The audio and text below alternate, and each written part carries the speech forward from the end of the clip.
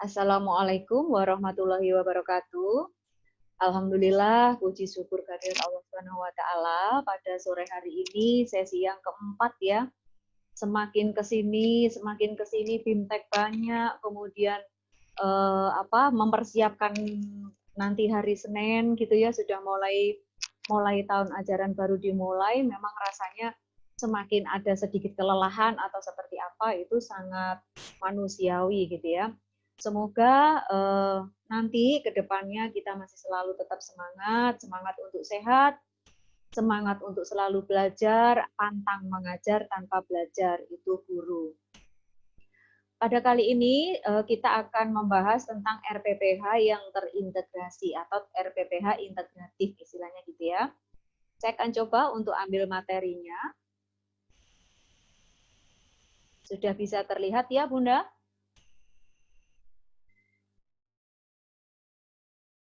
Dan saya coba untuk supaya lebih terlihat semuanya. Nah, pada sesi keempat kita akan membahas tentang RPPH terintegrasi dengan modul yang diberikan kepada orang tua dan juga penilaiannya seperti itu. Di sesi sebetulnya RPPH itu masuk pada sesi ketiga. Tapi memang itu adalah kesalahan saya ya, ternyata untuk prosem dan RPPH itu tidak bisa saya sampaikan selama 1 jam, sehingga memang akhirnya saya mundurkan RPPH menjadi di sesi keempat. Semoga ini tidak mengurangi semangat dari bunda-bunda semuanya untuk tetap belajar, stay di tempat kami, yaitu di Yayasan Avicenna Paramesti. Ini adalah kami, Yayasan Avicenna Paramesti, lokasi camp kami, bukan kantor ya, kami tidak punya kantor, kami punyanya camp, di mana di camp tersebut adalah insya Allah akan kita buat PAUD lab sebagai sebagai bentuk aplikasi dari pola pemikiran kami, konsep-konsep kami itu akan kami inikan di PAUD Avicenna ini, PAUD terpadu Avicenna, kedepannya ada di CARE dan lain-lain, dan juga salah satunya kalau yang di daerah Tebet adalah di TK Merpati, kalau yang di Surabaya adalah di TK Aisyah 19, di Paciran juga ada seperti itu. Alhamdulillah, sekarang kita akan mencoba mempelajari tentang bagaimana penyusunan RPPH dan penilaian di masa pandemi, seperti itu. Saya akan mencoba mengulas ulang ya, kita akan mengulas ulang tentang apa saja sih RPP tersebut, begitu ya. Kemarin memang sudah, tapi saya akan mencoba mengulas ulang apa sih RPP tersebut ya. RPP terdiri atas prosem, RPPM, RPPH dan rencana penilaian. Ini prosem program semester berisi minimal berisi tentang KD, tema, subtema, dan alokasi waktu. Ini ya, jadi di prosem ini ada KD dulu. Prosemnya mau memuat apapun kalau tidak ada KD, langsung asesor nanti kalau datang, waduh ini prinsipnya tidak ada nih, unsur yang utamanya kok malah nggak ada, kemana nih, seperti itu ya. Jadi apapun bentuk prosemnya, memang tidak ada bentuk baku, KD ini harus ada. Kemudian tema subtema dan berikutnya adalah alokasi waktu. Nih, alokasi waktu akan bisa kita lakukan kalau kita sudah analisa kalender pendidikan. Unsur yang kedua yaitu rencana pelaksanaan pembelajaran mingguan atau RPPM. Di RPPM ini berisi identitas lembaga, KD, tema, subtema bisa diambil dari prosem ya. Setelah itu dikembangkan lagi subtemanya menjadi topik-topik bahasan. Misalnya adalah minggu besok ini ya, hari Senin sampai tanggal 18 mungkin temanya adalah aku, subtemanya adalah aku mulai sekolah. Maka aku mulai sekolah ini dipecah menjadi pokok-pokok bahasan. Kalau kita 5 hari kerja berarti ada Senin, Selasa, Rabu, Kamis, Jumat. Itu topik bahasannya. 1 hari cukup disampaikan 1 topik bahasan. Nih, berikutnya adalah tujuan pembelajaran. Nah, tadi kita sempat diskusi sebentar bahwa ternyata ada kerancuan antara materi dengan kegiatan. Ya, akan sering kita alami seperti itu. Misalnya materi, kalau itu berupa materi ya, Materinya begini, materinya adalah dari KD fisik motorik atau seni. Mewarnai kan pakai tangannya, berarti fisik motorik, tetapi hasil karyanya adalah seni. Temanya adalah pisang. Judul kegiatannya adalah mewarnai buah pisang. Menjadi pertanyaan, itu sebetulnya materi atau kegiatan? Kalau menurut saya itu adalah kegiatan. Materinya apa? Menggunakan anggota tubuhnya untuk membuat karya seni berbahan atau tentang pisang. Itu materinya. Sehingga memang ada apa ya? Ada sesuatu bentuk tata bahasa yang harus kita terapkan ketika membuat materi supaya tidak rancu dengan kegiatan seperti itu. Di RPPM setelah ada tujuan pembelajaran muncullah kegiatan. Ya, terus materinya di mana gitu ya? Begini, materinya ada di topik bahasan. Ya, kita mencoba membuat RPP ini mengarah kepada surat edaran menteri. Jadi sebelum panduan-panduan ini turun, panduan-panduan yang dibimtekkan, yang sekarang menjadi RPPM yang inilah ya, kalau contoh itu diberikan begitu, maka guru-guru itu akan menganggap bahwa itu loh yang benar, seperti itu ya. Sama yang sekarang beredar di dinasan ya. Kedinasan hanya menyarankan kepada guru, buatlah RPPM saja supaya ringan. Kak, saya Bunda sudah menerapkan RPPM itu diberikan kepada wali murid. Apa yang terjadi? Wali murid tidak paham dengan kegiatan ini. Ini kegiatannya mau bagaimana, materinya seperti apa, terus apa sih hubungannya dengan KIKD kalau kemudian sekarang dimunculkan KIKD, misalnya begitu. Nah, di RPPM muncul kegiatan, tetapi belum ada alat dan bahan.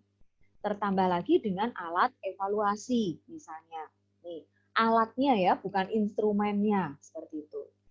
Nah, yang berikutnya adalah RPPH. Masih membreakdown, mengkopas dari Prosem dan RPPM. Apa itu? Identitas lembaga ambil dari RPPM. Kadit, subtema, topik bahasan, tujuan pembelajaran dari RPPM sampai kepada kegiatan. Nah, ketika di RPPH, maka kegiatan ini kita tambah dengan alat bahannya itu apa? Kita tambahkan di sana. Kemudian, apa sih yang dimaksud terintegrasi gitu ya?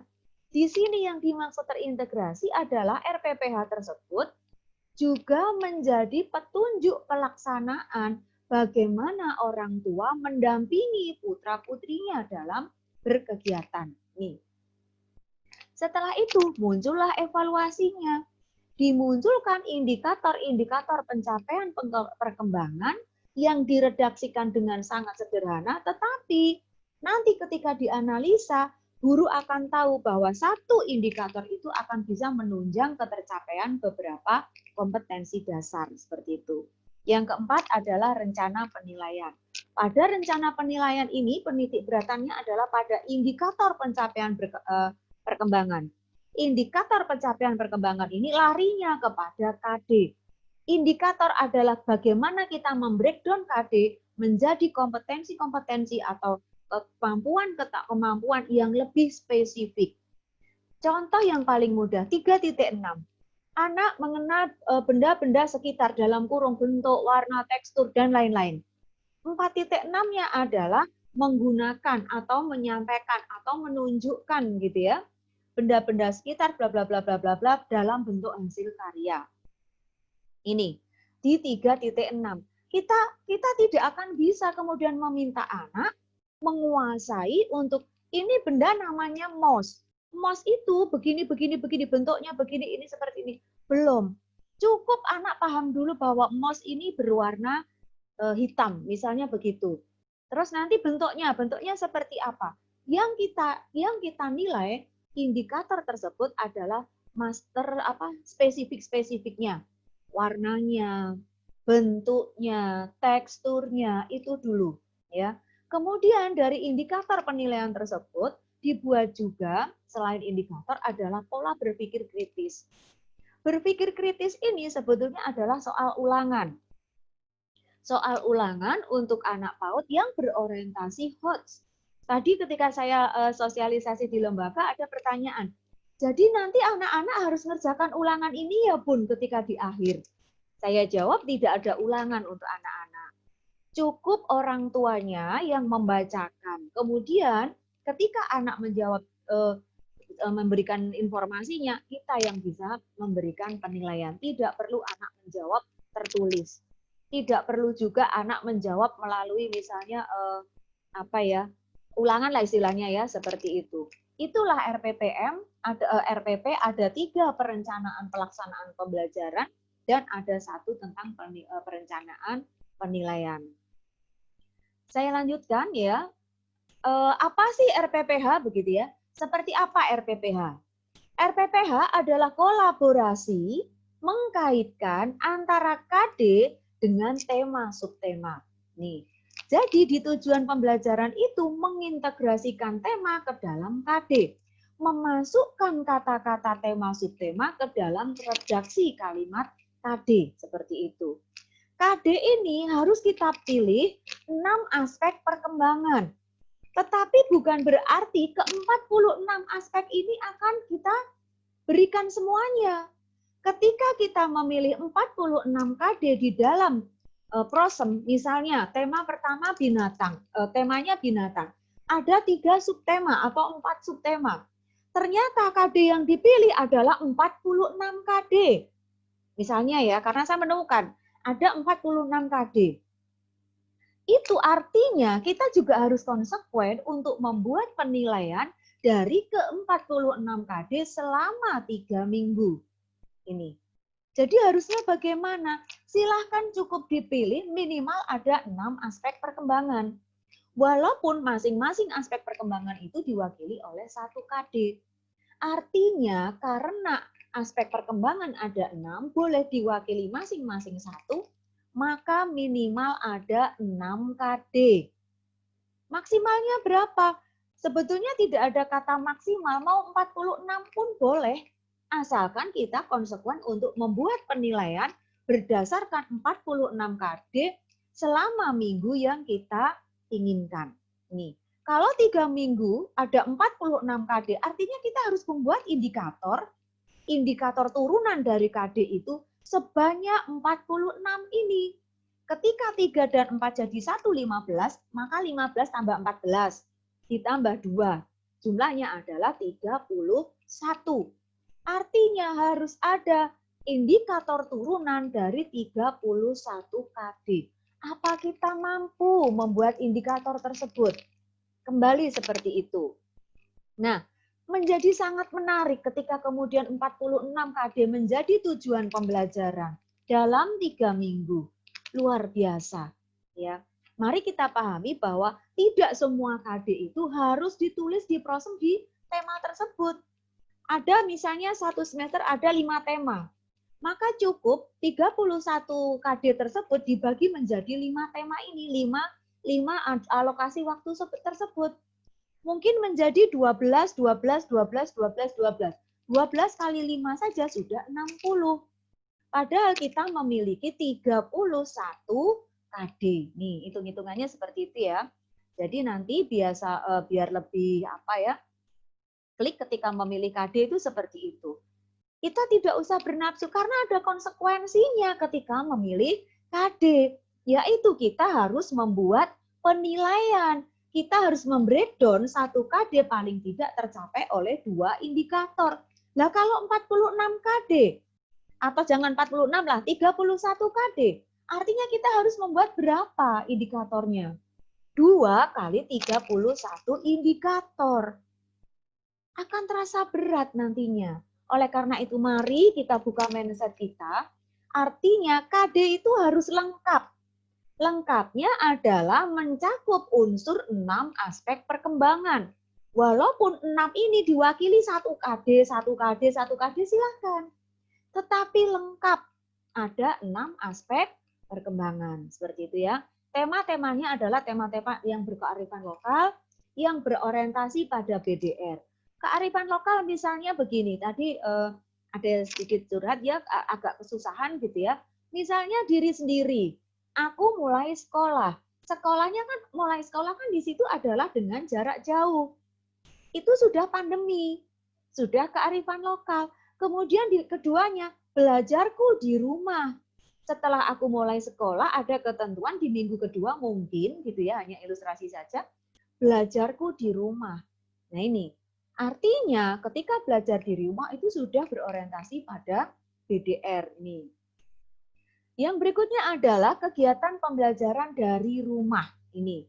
Kegiatan-kegiatan pembelajaran dari rumah ini tetap ada isi kegiatan yang tematik tersebut sebagai payung di mana antara isi dan proses itu tidak ada dusta. Ketika isi materinya tentang bagaimana sosialisasi tentang sekolah, karena tanggal 13 sampai 17 misalnya ya, aku mulai sekolah, ada anak-anak diterangkan tentang sekolahnya. Gurunya sudah mulai bervideo, mengenalkan sekolahnya. Hari ini tentang sekolahnya. Kemudian yang kedua, guru-guru di sekolahnya. Yang ketiga mungkin kegiatan-kegiatan pembelajaran di sekolahnya. Boleh pendekatannya, boleh strateginya, seperti itu ya. Kemudian guru-guruku, kemudian teman-temanku. Nih. Ketika isinya adalah guru-guruku, boleh jadi ketika berproses kegiatannya adalah memasangkan foto guru. Jadi kita main kartu misalnya ya, gurunya 12 artinya harus ada 24 kartu. Satu guru mempunyai 2 kartu. Nanti anak diajak main, orang tuanya seperti main kartu. Dibuka, ini Bu Endang. Anak-anak kan nyari kartunya. Cari, ini Bu Endang. Berikutnya lagi, ini Bunda Ika.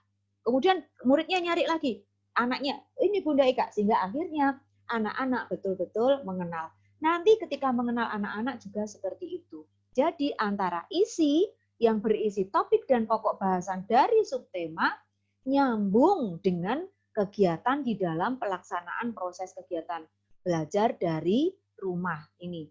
Jangan sampai kita isinya tentang profil guru, kegiatannya mewarnai buah pisang. Oh, masih diplesetkan. Karena guru-gurunya suka pisang. Oke, ya. Tetapi mari kita maksimalkan lebih sinkron, saling mengaitkan seperti itu. Berikutnya di dalam RPPH kita membuat evaluasi. Sekali lagi regulasi yang kita pegang ketika harus membuat RPPH adalah tujuan pembelajaran, kegiatan pembelajaran, dan evaluasi pembelajaran. Ini sesuai Surat Edaran Menteri Nomor 14 Tahun 2019 tentang rencana pelaksanaan pembelajaran. Kalau kemudian sekarang dirubah hanya berupa RPPM yang unsurnya adalah kompetensi dasar, aspek perkembangan dan kompetensi dasar, kemudian materi, kemudian kegiatan, hanya seperti itu misalnya ya. Ya mungkin jawabannya, kan ini darurat. Tapi paling tidak sedarurat-daruratnya itu mencapai unsur RPP yang benar. Itu ribet itu seperti ini. Karena begini Bunda, mohon maaf.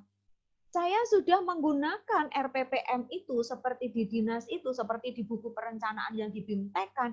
Itu saat Maret awal pandemi itu sudah saya buat seperti itu. Dan orang tua itu masih bingung. Padahal saya tidak membuat ada materi, ada kegiatan. Jelas di situ adalah tujuan pembelajaran. Tapi orang tua bingung. Ini cara mengerjakannya bagaimana, Bun? Cara mengajak anak untuk berdialognya apa nih kalimatannya yang harus saya munculkan? Itu masukan-masukan itu yang kemudian membuat kami ini untuk kemudian berinovasi, membuat tetap ada RPPH. Oke, guru memang susah, tapi disinilah kita bahwa tupoksi kita adalah fasilitator. Sekali lagi, untuk beberapa tahun belakangan ini dengan metode Merdeka Belajar itu guru sebetulnya hanya fasilitator. Dengan pandemi tugas kita itu, tupoksi kita dipaksakan harus mau mengikuti tupoksi masing-masing. Guru sebagai fasilitator, di rumahnya adalah sumber belajar dia. Ini ya. Sehingga ketika nanti dievaluasi muncullah indikator pencapaian. Indikator pencapaian ini sekali lagi mengarah kepada KD yang kita pilih. Ini.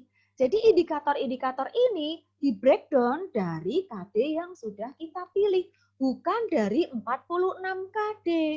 Nih, syarat menulis indikator redaksinya terukur, ya, spesifik, terdiri atas satu variabel kompetensi. Ada pertanyaan, terukur itu maksudnya apa? Ya, kompetensi mereka sudah bisa kita lihat, sudah bisa kita ukur. Misal, ketika ada kata-kata anak mengenal anak mengenal anggota tubuhnya untuk motorik kasar. Anak mengenal tubuhnya untuk motorik kasar itu seperti apa bentuk mengenal itu? Menyebutkan nama tubuhnya, artinya itulah indikatornya. Anak mampu menyebutkan nama-nama anggota tubuh yang digunakan untuk menulis. Jelas, anak mampu menggunakan tangannya untuk menulis, itu juga jelas. Tetapi ketika kemudian kalimat indikatornya adalah masih menggunakan kata mengenal, itu belum terukur. Mungkin ada yang langsung membantah gitu ya. Tapi di perencanaan di kementerian begitu kok, menggunakan kata mengenal gitu ya. Mohon maaf, saya tidak berarti kemudian menyalahkan atau apa ya, tetapi sesuai informasi sejak saya kuliah, browsing-browsing di semakin ke sini, yang namanya indikator ternyata aturannya tetap terukur, spesifik, terdiri atas satu variabel kompetensi. Berikutnya adalah menggunakan kata kerja operasional atau KKO. Nah, ketika menggunakan kata kerja operasional, sebaiknya tidak menggunakan 4 kata, yaitu mengenal, mengetahui, mengerti, dan memahami. Mengapa demikian? Apa ukurannya? Nih, ketika kita menggunakan mengetahui, ukurannya apa anak tahu? Anak menyebutkan, anak menggunakan, anak menceritakan, atau seperti apa? Memahami juga begitu. Apa ukurannya? Kalau memahami, jadi nanti kalau ditanya dia bisa menjawab.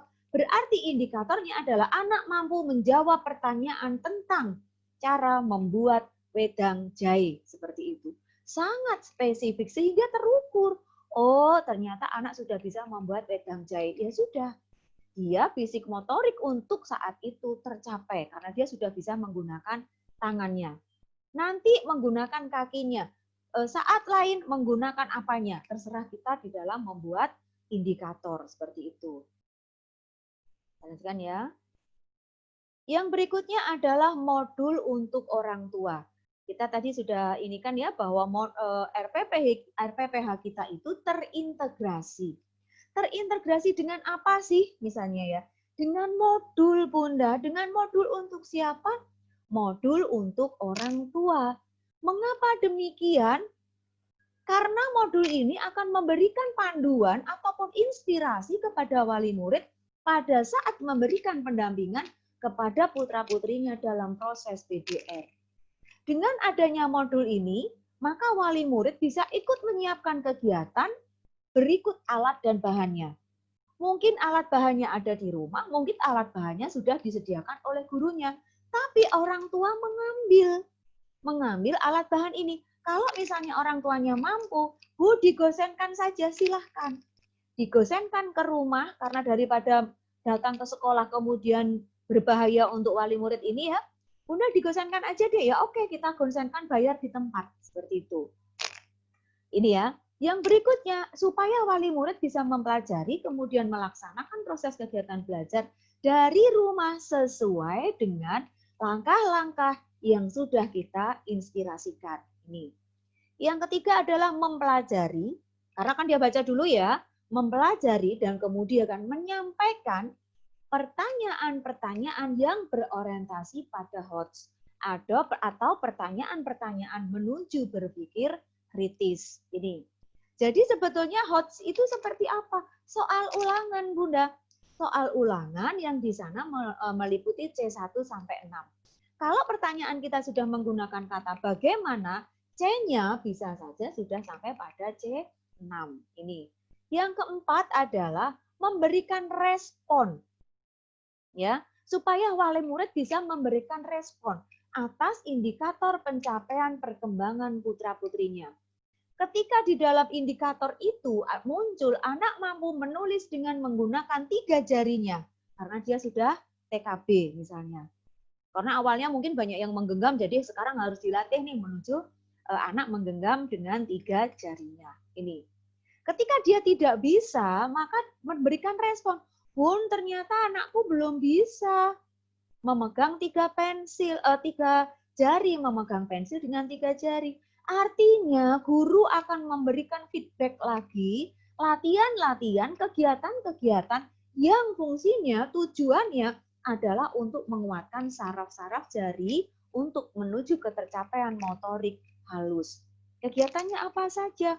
Bermain plastisin, merobek kertas, bermain penjepit cucian, seperti itu. Jepit baju itu ya. Nih. Yang berikutnya adalah berpikir kritis, ya. Seperti apa sih berpikir kritis itu, gitu ya? Berpikir kritis atau HOTS ini ya. HOTS ini nanti mengacu kepada kompetensi dasar. Misalnya kompetensi dasarnya adalah bahasa 3.11, 4.11. Anak mampu mengenal dan menyampaikan tentang bahasa ekspresif. Ekspresif artinya dia menunjukkan, gitu ya. Nah, ketika bahasa ekspresif dari 3.11 dan 4.11, temanya adalah aku mulai sekolah kira-kira apa? Muncullah pertanyaan. Pertanyaannya bisa jadi adalah karena 3.10 ya, maka kita berikan jawab apa pertanyaan. Siapa yang menciptakan guru-guru? Atau siapa yang menciptakan teman-temanmu? Atau tahukah kamu siapa yang menciptakan teman-temanmu? Misalnya, kalau kita telah oh yang menciptakan guru, teman-teman dan aku adalah Allah. Dia bisa menjawab. Allah Ibu misalnya, Allah Ma misalnya ya. Maka dia bisa ngomong. Itulah ketika dia ngomong, artinya indikator itu sudah menuju ke tercapaian 3.11, 4.11. Bahasa. Dia bisa menjawab pertanyaan, artinya dia paham dengan pertanyaan tersebut. Kalau dia tidak paham pertanyaan, maka dia tidak akan bisa menjawab. Artinya kalau dia paham pertanyaan, dia bisa menjawab pertanyaan, itu adalah indikator. Masih menjawab pertanyaan ya indikatornya. Indikator untuk 3.10 atau 4 dan 4.10, yaitu anak mampu menjawab pertanyaan guru. Misalnya seperti itu. Atau anak mampu menjawab pertanyaan. Cukup seperti itu sudah menunjukkan ketercapaian dari KD bahasa, yaitu bahasa reseptif. Nih. HOT ini ketika sudah menuju ke KD, maka HOT ini akan mengarah kepada tujuan pembelajaran. Di mana tujuan pembelajaran sudah mengintegrasikan antara KD dengan tema. Artinya tema-tema di sini juga berperan ketika membuat kalimat-kalimat berpikir kritis atau HOT. Nah, nanti pertanyaan-pertanyaan itu boleh ditanyakan saat proses melakukan kegiatan ataupun terserah fleksibel waktunya kapan pertanyaan-pertanyaan itu akan disampaikan kepada anak. Bisa jadi hari pertama anak masih belum mau jawab. Hari kedua dia sudah mau jawab. Artinya di hari pertama bukan dia tidak bisa, tapi dia belum percaya diri untuk menjawab. Artinya permasalahannya bukan pada soalnya, tetapi pada mental psikisnya. Seperti itu. Selanjutnya adalah pertanyaan seperti ini. Perlukah wali murid tahu tentang aspek perkembangan anak? Ya. Tadi ketika sosialisasi setelah kita sampaikan ilustrasi begitu, akhirnya wali murid ngomong, perlu juga ya Bun, seperti apa aspek perkembangan bahasa anak-anakku misalnya. Itu ngomong begitu. Ketika pertanyaannya, perlukah wali murid tahu tentang indikator pencapaian perkembangan anak? Iya perlu. Ya. Terus kemudian, perlukah wali murid mengerti tentang stimulasi berpikir kritis seperti itu ya? Maka jawabannya adalah sangat perlu. Bukan hanya perlu, tetapi sangat perlu. Supaya apa? Supaya orang tua lebih mengenal anaknya. Nih, selama ini mungkin orang tua tidak begitu mengenal aspek perkembangan anak. Orang tua belum mengenal, belum mengetahui bahwa ternyata aspek perkembangan itu sama saja dengan mata pelajaran. Ketika di SD ke atas, orang tua ribut. Aduh, matematika anakku bagaimana nih? Nah, ketika di PAUD harusnya juga berpikir begitu. Bagaimana nih sosial emosional anakku belum tercapai? Aku harus ngeleskan kemana tentang sosial emosional misalnya. Sementara yang kita tahu yang namanya les, ya, les untuk anak PAUD rata-rata hanya mengembangkan 3 KD. KD 3.6, 4.6, anak mengenal bentuk huruf, bentuk bilangan. Kemudian berbahasa reseptif, berbahasa ekspresif, dan keaksaraan awal. Kalau dia menulis adalah 3.3 dan 4.3. Sementara ada 31 KD. Yang lulus baru ada kurang lebih 4 KD. Sangat mengenaskan. Akhirnya kelulusan dari PAUD bukan saja kemudian menjadi tolok awar ya, menjadi tempat kita kemudian berpijak membuat lentingan, itu adalah keterpurukan dari visa kita. PISA. Apa PISA itu? PISA adalah bentuk penilaian secara internasional. Nih, Bunda silahkan browsing bagaimana kondisi Indonesia ketika itu adalah PISA. Maka kita ada di urutan paling bawah, bukan paling bawah deh, nomor 2 dari bawah atau nomor 3. Sangat mengenaskan. Kenapa? Karena ternyata anak lulus PAUD, anak masuk ke SD belum tuntas ke 31 KD-nya. Ini, seandainya pun dia pinter calistung, belum bermakna. Kenapa dikatakan calistung belum bermakna? Misalkan, ibu membeli 3 roti. 2 roti diberikan kepada Sita. Berapa sisa roti ibu? Itu belum tentu anak bisa menjawab. Kalau anak-anak terbiasa kita ajak berpikir kritis, ya, kemudian bacaannya itu dikembangkan adalah bacaan bermakna, maka anak akan paham isi bacaannya. Nih. Tapi karena kita calistungnya adalah menghafal rangkaian huruf menjadi kata, rangkaian kata menjadi huruf, maka yang terjadi adalah literasi kita, ya, literasi kita Indonesia, literasi bahasanya ada di urutan 5 besar di bawah. Literasi matematika atau numerisasinya juga nomor 5 besar dari bawah. Ya, kita menjadi bagaimana ya jadinya seperti itu ya. Itulah, karena memang kesalahan-kesalahan itu mau tidak mau diawali saat kondisi otak anak masih sangat memungkinkan kita isi dengan sesuatu yang bermakna. Tapi apa daya, kita kadang-kadang terpedaya dengan tuntutan SD, ya, yang masuk harus bisa pinter calistung, masuk SD-nya begini. Akhirnya kita harus bisa menerima dengan lapang dada kalau akhirnya mutu pendidikan secara global akhirnya seperti itu. Kondisi pendidikan sekarang adalah dampak dari sikap kita 20 tahun kemarin atau 15 tahun kemarin. Nih. Bahkan 10 tahun kemarin ya, dampaknya bisa kita lihat sekarang. Dan fenomena dari bagaimana di PAUD-nya ini, sikap orang tua sangat berpengaruh terhadap masa depan anak. Berapa anak yang tidak bisa masuk ke sekolah SMK, SMA negeri di Jakarta gara-gara usianya belum mencapai? Apakah itu salahnya penentu kebijakan? Kalau saya pribadi akan saya kembalikan.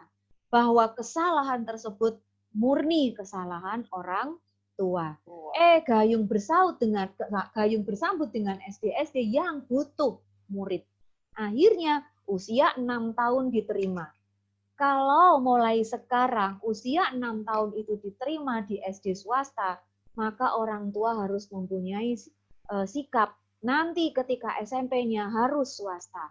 Kenapa? Hanya SMP swasta yang mau menerima usia di bawah ketentuan. SMA, SMK-nya bagaimana? Sama. Harus yang swasta juga. Karena kalau ke negeri akan mendapatkan aturan. Nanti ketika di perguruan tinggi bisa jadi juga begitu. Saat di dunia kerja, anak yang orang yang belum cukup usianya, belum matang di sosial emosionalnya, akan menjadi problem, menjadi sumber problema di lembaga tersebut atau di perusahaan tersebut. Bisa jadi dia kolokan menerima teguran sedikit saja dia sudah patah, misalnya seperti itu ya. Sehingga sejak kapan? Sejak dari rumah, melalui BDR, hikmahnya adalah wali murid lebih mengenal aspek perkembangan anaknya, tahu batasan-batasan sejauh mana pencapaian perkembangan anaknya, dan tahu bagaimana caranya menstimulasi anak-anaknya supaya bisa berpikir kritis. Ini hikmahnya dari pandemi ya. Berikutnya adalah kita muncul, RPP ternyata ada tujuan pembelajaran. Yang seperti apa tujuan pembelajaran? Misalnya nanti ini yang akan kita sampaikan kepada wali murid, mohon maaf ternyata ada banyak huruf gitu ya yang lompat-lompat atau yang seperti apa gitu ya. Di tujuan pembelajaran 6, wali murid cukup tahu tentang anak mampu berdoa sebelum belajar, sebelum nonton video misalnya. Cukup seperti itu. Tidak perlu dimunculkan 3.1 garis miring 4.1 anak mampu. Tidak perlu yang seperti itu. Kalau yang itu untuk sekolah belum hafal guru-gurunya, kepala sekolahnya belum hafal tentang bagaimana kata kunci KD-nya, silahkan ditulis. Tapi untuk wali murid, saya sarankan tidak perlu dituliskan kodenya. Cukup orang tua tahu, oh ternyata nonton video itu tujuannya juga ada untuk pelajaran agama. Pelajaran agama, saya ngomong pelajaran ya, mohon maaf supaya lebih gampang dipahami. Ternyata ada pelajaran agamanya. Apa itu pelajaran agamanya? Yaitu berdoa sebelum belajar atau berdoa sebelum berkegiatan. Minimal mengucapkan bacaan basmalah seperti itu ya. Fisik motoriknya sekarang ada 2 di situ tujuannya. Di FM hanya ada 3, di sini muncul 2, coba nanti kita telaah ya. Yang pertama, anak mampu melakukan cuci tangan. Kalau hanya cuci tangan, itu anak mampu hidup bersih atau berperilaku hidup bersih atau sehat ya. Tetapi ketika di belakangnya sesuai dengan 6 langkah cuci tangan, ada cara di sana. Jadi, satu tujuan ini bisa saja mewakili 2.1 fisik motorik, bisa juga mewakili 3.4, 4.4 dari fisik motorik. Yang berikutnya adalah anak mampu mengenal dan menggunakan anggota tubuhnya untuk duduk bersila saat nonton video. Lebih dispesifikkan yaitu ketika nonton video dia harus sesuai aturan, disiplin, bersabar, duduknya bersila. Misalnya seperti itu. Ya. Nah, kemudian ketika dia duduk bersila, kalau dia belum duduk bersila, belum bisa tercapai perkembangannya. Indikatornya berarti dia belum mampu. Mungkin dia masih ada di level 1. Karena dia duduk aja enggak mau sama sekali. Dia keliling saja, berarti belum bisa. Untuk disiplin mengikuti aturan. Sehingga ketika kegiatannya nonton video, itu sudah mencakup 6 aspek ini. Tidak perlu ada muncul kegiatan sendiri. Berdoa apa misalnya ya. Kemudian hafalan apa. Tidak perlu, cukup disangkutkan dengan kegiatan tersebut. Fisik motoriknya juga begitu. Berarti nanti fisik motoriknya olahraga sambil berjemur ya. Ngapain? Harus memunculkan sendiri. Nanti ketika olahraga sambil berjemur pun bisa di breakdown menuju ke tercapaian 6 aspek perkembangan. Sekarang kita nonton video tentang profil sekolah. Apakah bisa untuk 6 ini? Bisa. Anak mampu berdoa sebelum nonton video profil sekolah. Anak mampu melakukan cuci tangan sesuai 6 langkah cuci tangan sebelum nonton video profil sekolah. Yang berikutnya berkelanjutan seperti itu. Kognitifnya adalah anak mampu mengenal dan menyampaikan tentang bagaimana cara menanam jahe misalnya setelah nonton video. Anak mampu mengenal dan menyampaikan tentang bagaimana sekolahnya setelah nonton video. Anak mampu mengenal dan menyampaikan tentang bagaimana profil guru-gurunya setelah nonton video profil guru seperti itu. Kelihatan mana tujuan pembelajaran, mana materinya, dan mana kegiatannya. Seperti itu ya. Berikutnya adalah di sosial emosional. Ketika anak mampu untuk duduk bersila selama 5 menit, artinya dia sabar. Sabar saat nonton video sampai selesai. Yang kedua adalah dia disiplin tetap duduk dengan bersila saat nonton video. Oleh karena itu Bunda, kalau membuat video nantinya sebaiknya tidak lebih dari 2 menit. Supaya apa? Supaya anak-anak fokusnya tidak melebihi kemampuan mereka. Mereka itu 5 menit sudah sangat luar biasa capeknya untuk fokus. Apalagi kita memberikan video sampai 10 menit, ya ditinggal kabur Bunda. Oleh karena itu ketika membuat video cukup 2 menit. Dan video itu bisa langsung di-download, diunduh, kemudian ditonton secara offline. Sehingga tidak menghabiskan banyak kuota. Seperti itu ya. Selanjutnya bahasanya apa? Anak fokus. Menyimak. Ini adalah 3.10, 4.10. Menyimak apa? Tayangan video tentang profil guru misalnya. Yang seninya anak mampu berperilaku yang mencerminkan sikap estetis saat nonton video. Dia rapi, dia duduk bersila dengan baik, seperti tidak ulang-ulang berdiri, duduk lagi, nengok ke sana, nengok ke sini, mama teh, mama aku minum, mama ini, artinya dia belum bisa fokus, seperti itu. Berikutnya adalah langkah-langkah pembelajaran, langkah-langkah kegiatan, ya. Di sini ada tentang kegiatan menonton video cara menanam jahe. Misalnya ya, kalimatnya dibuat kalimat motivasi, sebagaimana saran yang ada di STEM ya, dengan kalimat-kalimat motivasi, maka bunyi kegiatannya tidak hanya menonton video cara menanam jahe, tidak begitu. Menonton video cara menanam jahe yuk, misalnya. Ya orang tuanya memang harus begitu, tadi juga saya contohkan begitu. Kemudian kita lihat alat bahannya apa saja. Oh, alat bahannya ada ini. Orang tua akan tahu, ya. Kemudian berikutnya adalah langkah-langkah bagi orang tua. Langkah-langkahnya apa saja misalnya? Menyampaikan tentang kegiatan hari ini. Nah, hari ini seperti yang disampaikan Bunda kemarin, Bu Guru menyiapkan kegiatan yaitu nonton video profil guru. Kemarin kan sudah kenal tentang sekolah ya, Nak? Sekarang kita mengenal ya guru-guru yang ada di sekolah siapa saja sih. Yuk kita tonton ya misalnya. Terus kemudian kita, tapi sebelum nonton video, apa ya yang harus dilakukan misalnya? Berdoa dulu ya Bun. Oke, artinya dia sudah paham. Kalau sebelum nonton video, dia harus berdoa dulu. Semua itu ada pada langkah-langkah yang bisa dilihat di layar. Ya. Saya tidak akan bahas semuanya ke bawah, insya Allah semoga sudah bisa dipahami seperti itu. Berikutnya adalah berpikir kritis. Guru-guru membuat redaksi berpikir kritis yang itu membreakdown dari KD tujuan pembelajaran serta tema dan kegiatan tematiknya itu. Apa di situ? Misalnya, apa yang sebaiknya kamu lakukan sebelum dan sesudah nonton video profil guru? Nah, apa yang sebaiknya kamu lakukan sebelum dan sesudah nonton video profil guru? Anak ketika ngomong, berdoa Bunda, dia sudah bisa menjawab pertanyaan. 3.10, 4.10. Dia ngomong berdoa. Ini bahasa ekspresif. Artinya satu indikator itu juga mencapai 3.11 dan 4.11 ya. Dia mampu menjawab, artinya dia tahu problem solving 3.5 ini. Kemudian berikutnya, Nak, bagaimanakah cara menanam jahe kalau itu menurut video yang sudah kita tonton tadi? Kemudian diskusilah ya. Seperti itu, maka pertanyaan-pertanyaan ini kita susun Kembali lagi, lihat KD, lihat tema, subtema, dan lihat kegiatan. Ketika membuat kegiatan, lihat ada isi, ada proses.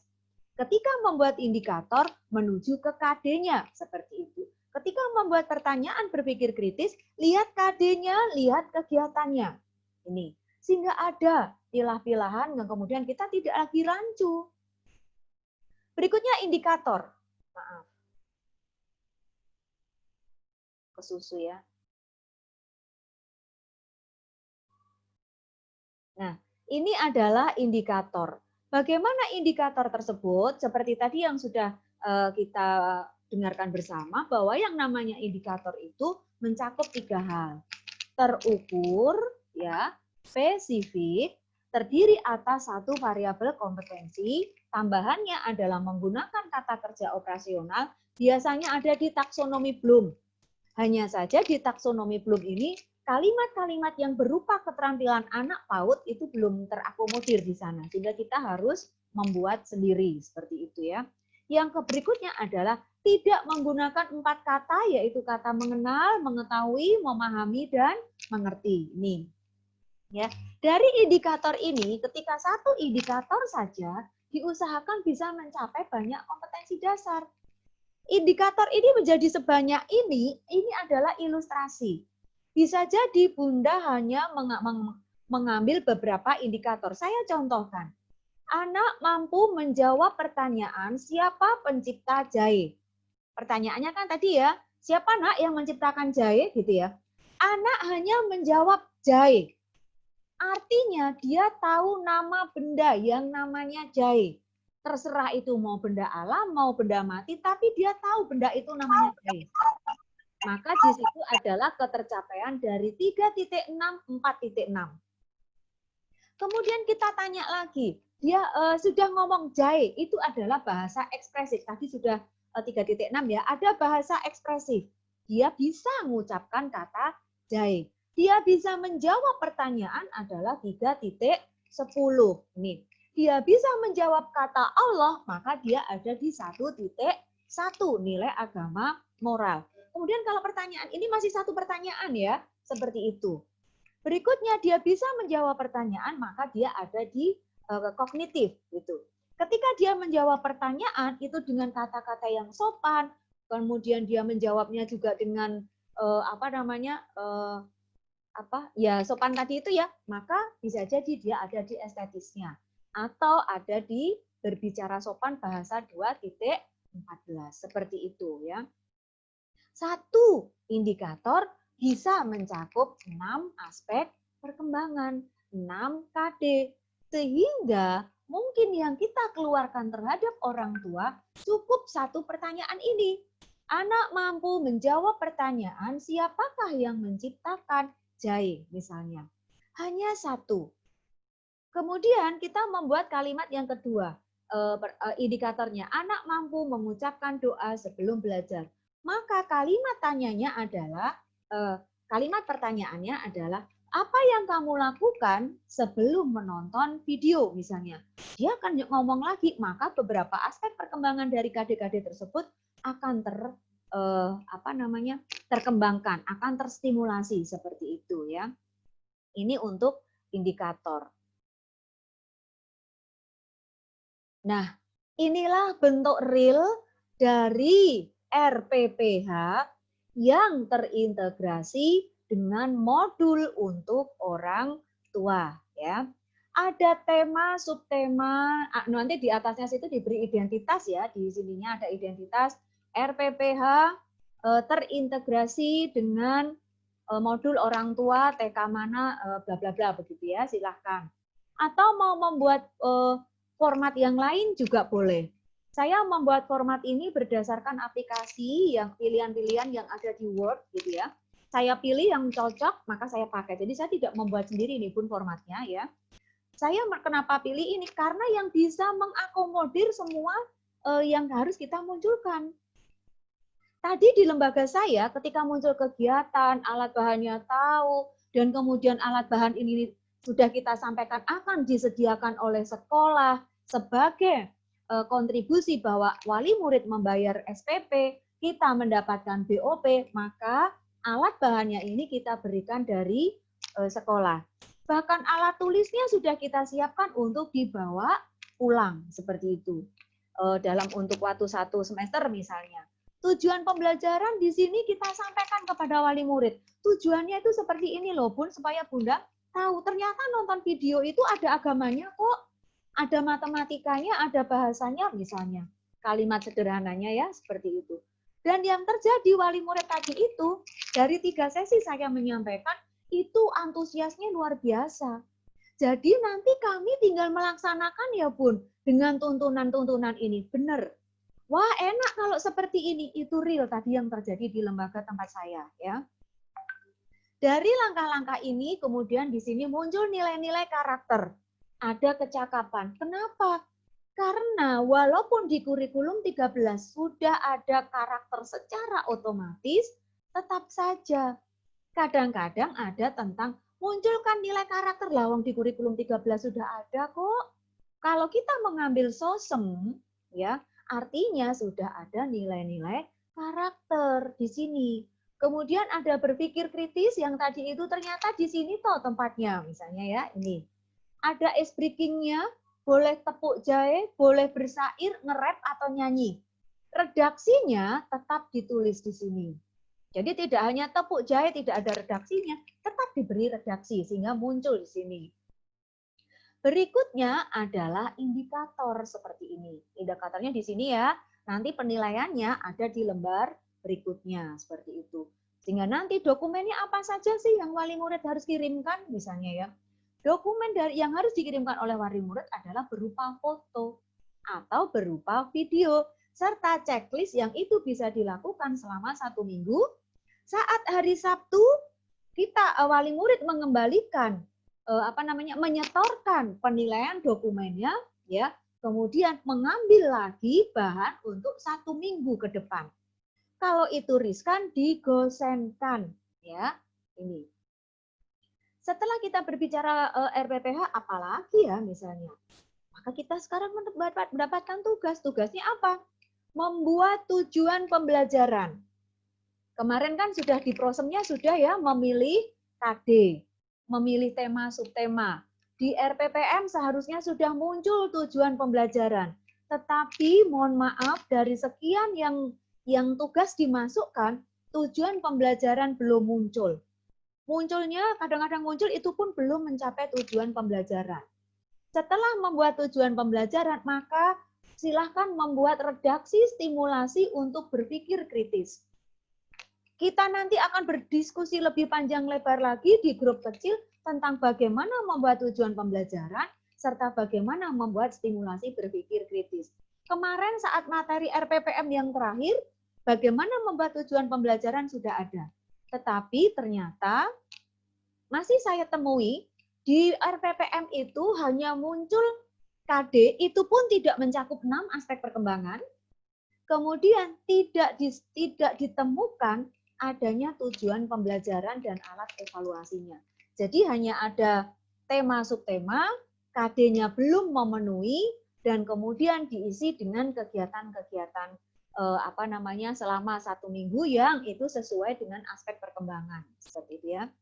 Terus kemudian adalah mencoba membreakdown tujuan pembelajaran dari KD dan tema menjadi indikator.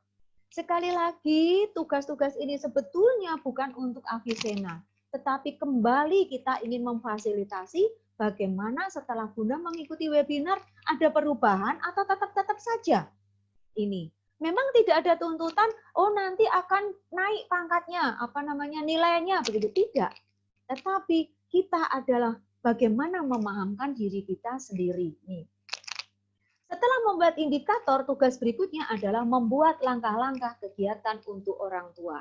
Sudah kita sampaikan di flyers itu bahwa tujuannya seperti tujuan itu seperti ini, berpikir kritis begini ini, membuat indikator begini, membuat langkah-langkah seperti ini. Silakan nanti dikembangkan sendiri bagaimana sesuai dengan yang ada di lembaga masing-masing seperti itu.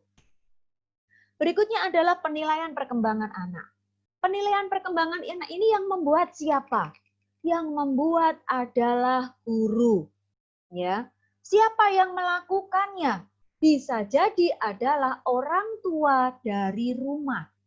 Minimal mengirimkan dokumen, foto, ataupun video. Ini. Kemudian hasil penilaian yang dokumennya sudah dibantu oleh wali murid, kemudian dianalisa. Siapa yang menganalisa?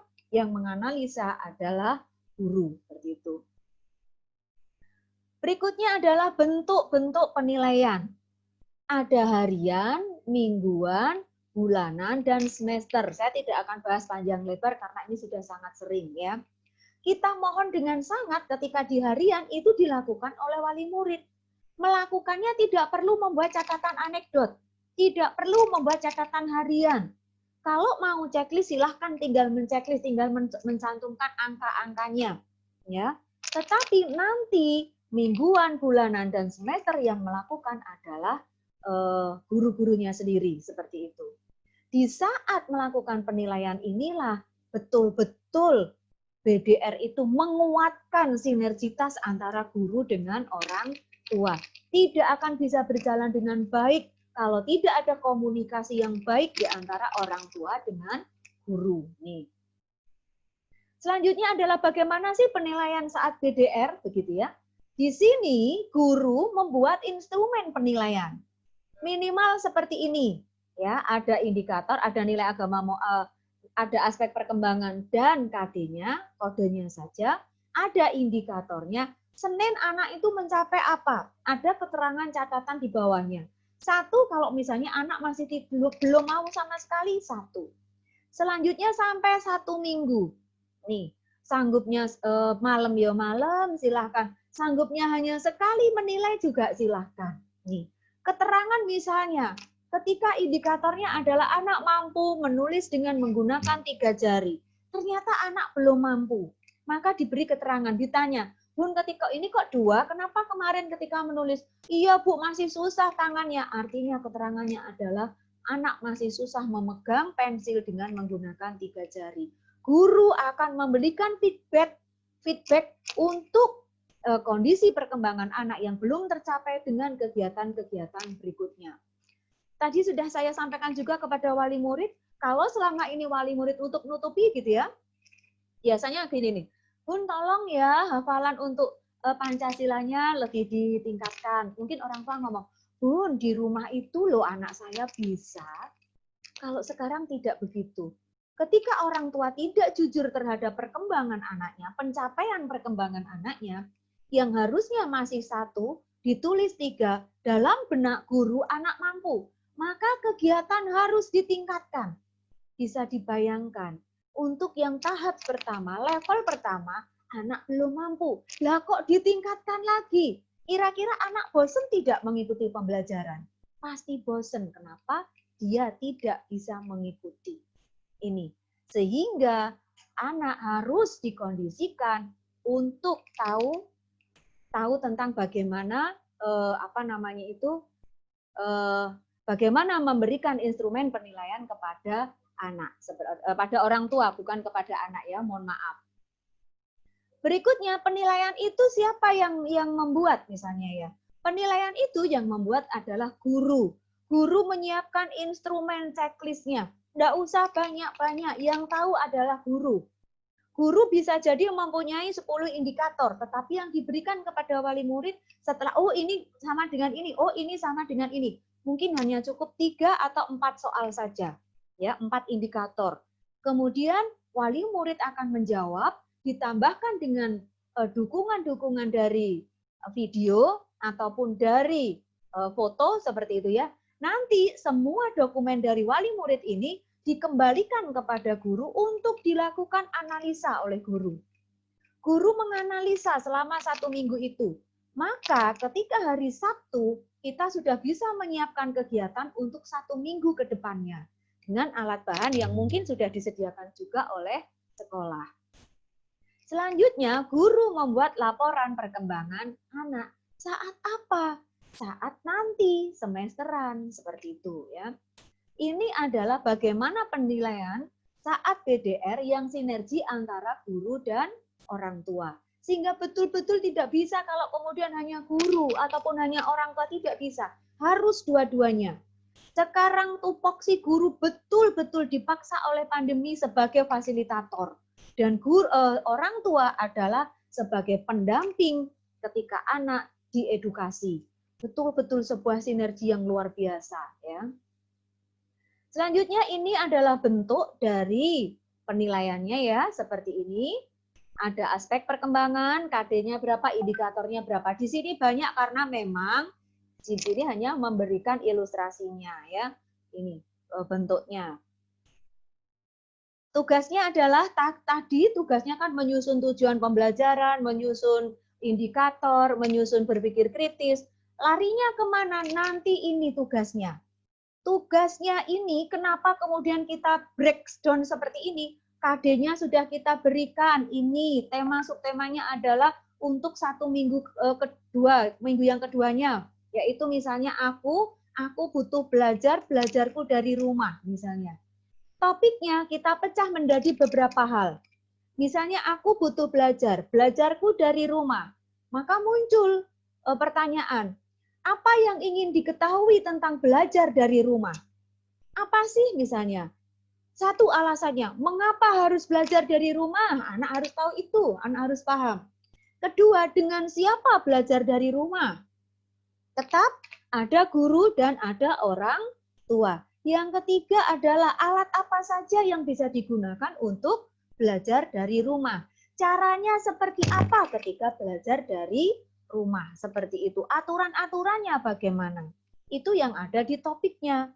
Cukup Bunda ambil satu topik saja. Satu topik dan satu kegiatan. Ambil satu kegiatan. Misalnya tadi itu. Tentang bagaimana atau alat-alat yang digunakan untuk belajar dari rumah misalnya. Dan di kegiatannya ambil satu contoh karena ada alat-alat, maka di sana mungkin adalah menulis kata guru misalnya. Atau menulis kata tema. Menulisnya tidak harus menggunakan pensil, boleh menggunakan jari-jarinya. Boleh menggunakan kuas, terserah media apa yang akan disediakan oleh sekolah, kemudian akan kepada orang tua, seperti itu. Berikutnya, indikator yang sudah dibuat adalah untuk bagaimana pertanyaan-pertanyaan berpikir kritis akan bisa ditindaklanjuti di sini, seperti itu. Di dalam satu kelompok kurang lebih ada 5 orang lebih ya, silahkan mungkin nanti kelompoknya Bu Ipah misalnya, ada 5 orang, Bu nanti karena kan 1 minggu ya, 1 peserta 1 kegiatan, tapi yang berbeda-beda.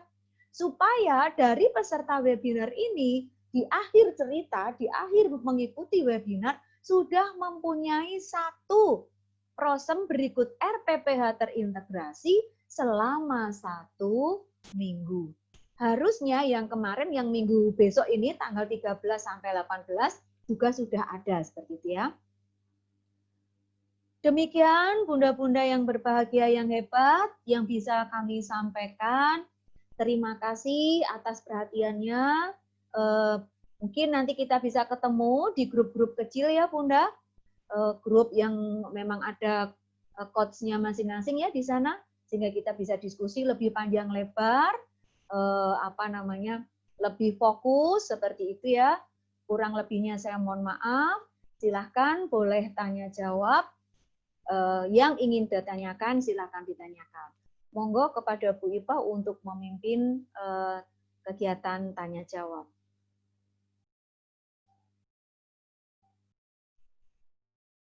Silahkan. Ya, terima kasih kepada Bu Endang yang sudah memberikan materinya pada sore hari ini. Mudah-mudahan membawa pencerahan untuk teman-teman semua. Untuk selanjutnya yaitu sesi tanya jawab. Jika teman-teman ada yang ingin bertanya, mungkin ada kesempatan di sesi tanya jawab ini. Terima kasih. Waktu kita sampai 5:30 kurang lebih, jam 5, iya 5:30 karena kita tadi molor ya. Yuk, boleh sampai 5:30. Silakan Bunda yang ingin bertanya. boleh mengangkat tangannya atau memberikan kode begitu.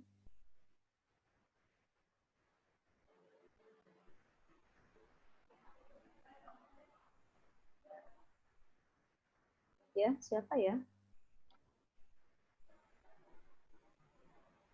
Ada yang mau ditanyakan? Atau dipikir sudah cukup mungkin Bu Ipa? Oh iya. Iya, boleh kami tetap membuka pertanyaan, boleh melalui grup kecil kita. Mungkin di sini teman-teman masih apa ya? Masih bingung mungkin ya. Mungkin ya setelah teman-teman pelajari apa tadi materinya, teman-teman ini nanti baru teman-teman bertanya boleh di grup kecil. Karena di setiap grup kecil itu Bu Endang juga ada di dalam grup kecil. Ya. Untuk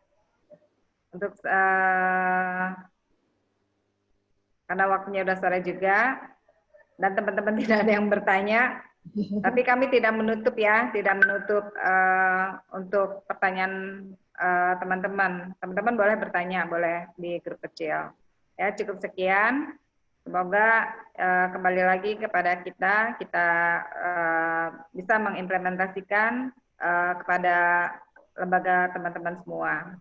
Amin. Ya, wabillahi taufiq wal hidayah. Wassalamualaikum warahmatullahi wabarakatuh. Sampai jumpa lagi. Tugasnya tadi ya ada Sampai 2 ya. jumpa teman-teman. Selamat beristirahat. Ya.